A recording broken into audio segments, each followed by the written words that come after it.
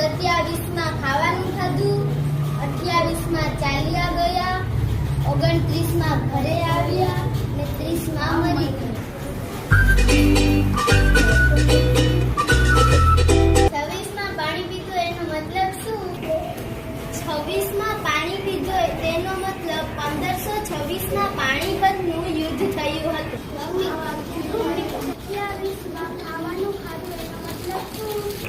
27માં ખાવાનું ખાધું તેનો મતલબ 1527માં ખાનવાનું યુદ્ધ થયું હતું. તો પછી 28માં ચાલ્યા ગયા એનો મતલબ બતાવી દે.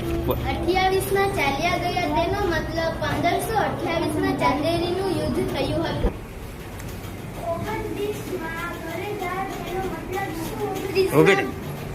29માં ઘરે ગયા એનો મતલબ 1529માં ઘાઘરાનું યુદ્ધ થયું હતું. 30માં મરી ગયા એનો મતલબ શું?